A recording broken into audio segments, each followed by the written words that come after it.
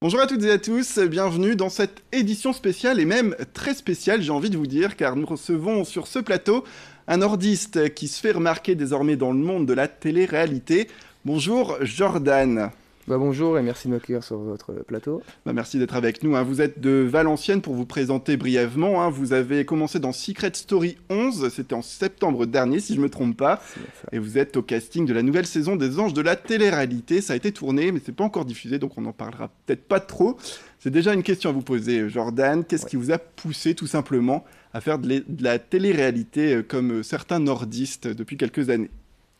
Moi en fait je connaissais pas du tout la télé-réalité et il y a un an de ça je me suis séparé, je voulais être modèle photo donc j'avais créé une page modèle photo et on m'a repéré par rapport à ça et donc on m'a appelé, on m'a dit que mon profil avait plu donc si je voulais faire de la télé-réalité ou pas et je dis pourquoi pas, c'est une nouvelle expérience, j'ai envie de changement dans ma vie et c'était assez excitant de dire oui en fait. Donc Ouais. j'ai beaucoup réfléchi et je me suis dit bon allez je me lance. Qu'est-ce que ça représente pour vous le fait d'être voilà, au quotidien filmé et d'avoir sa vie un petit peu, pour ainsi dire, exposée aux yeux du public?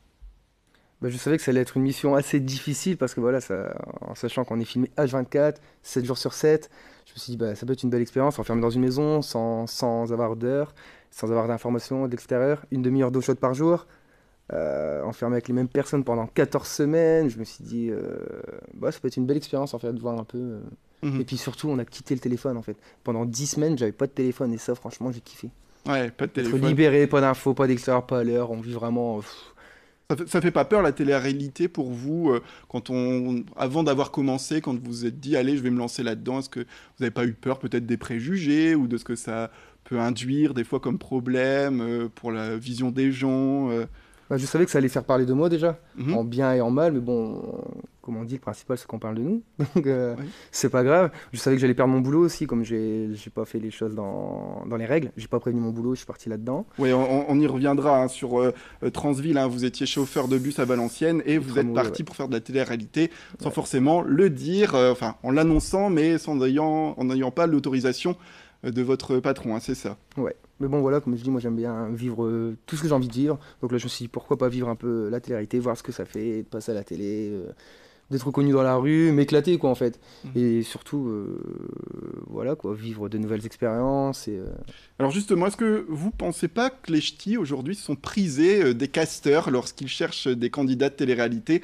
Parce on a vu le succès hein, des ch'tis, cette fameuse télé-réalité qui a cartonné pendant quelques années. Est-ce que quand on est venu vous voir, on a cherché peut-être votre côté ch'ti un petit peu? Après, on sait très bien que les ch'tis sont des personnages super attachants, donc c'est peut-être pour ça aussi qu'on vient nous chercher. Mhm. Après, on est une grosse région représentée en télé-réalité, comme les Marseillais, les ch'tis et les Belges. On marche très bien en télé-réalité, donc Ouais, ouais. mais est-ce que vous n'avez pas eu peur peut-être de la caricature? Parce que c'est vrai que quand on regarde ce genre d'émission, on a tendance à dire ça représente pas forcément la majorité des personnes de la région. Bah oui, les gens ils retiennent beaucoup le film Bienvenue chez les ch'tis, ou des fois ils voient vraiment le ch'ti, ils pensent que tout le monde parle comme ça, et puis voilà. Non, on n'est pas tous pareils, on peut avoir un accent plus ou moins fort. Le ch'ti, c'est pas le gars qui boit de la bière toute la journée, c'est pas, on a été caricaturé comme ça, mais non, le ch'ti, il n'est pas seulement buveur de bière et avec un accent. Et votre but, c'est peut-être aussi de dénoter par rapport aux ch'tis qui, quand même, ont une image un peu, peut-être caricaturale de la région. Vous Ouais, dénotez voilà, mais peut-être un moi, petit peu, c'est ce que vous cherchez aussi à faire? mais je cherchais à vraiment représenter les ch'tis, le ch'ti quoi, dans cette aventure, le mec posé, qui a Mhm. pas spécialement l'accent de ch'ti, qui est pas non plus un buveur de bière, ou comme je dis toujours, avec l'accent. Non, comment dire, on n'est pas tous pareils quoi. Les ch'tis, il y a Mhm. aussi des bonnes personnes, on n'est pas tous comme nous.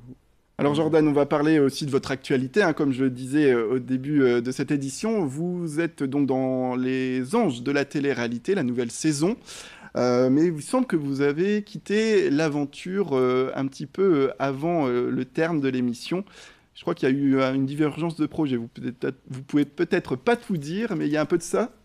Alors je peux vraiment pas parler du programme des anges. Mhm. Oui, j'ai quitté l'aventure avant les autres. Oui. Comme tous les ans, il y a des départs et des arrivées, hein. Peut-être que Mhm. j'ai terminé mon projet pro, peut-être que mon projet pro s'est mal passé, peut-être que j'ai été viré, ça on le verra, ou peut-être simplement que j'ai décidé de partir. Mhm. Voilà, On le on découvrira découvrira bien ça. sûr hein, durant ces épisodes des Anges de la télé-réalité.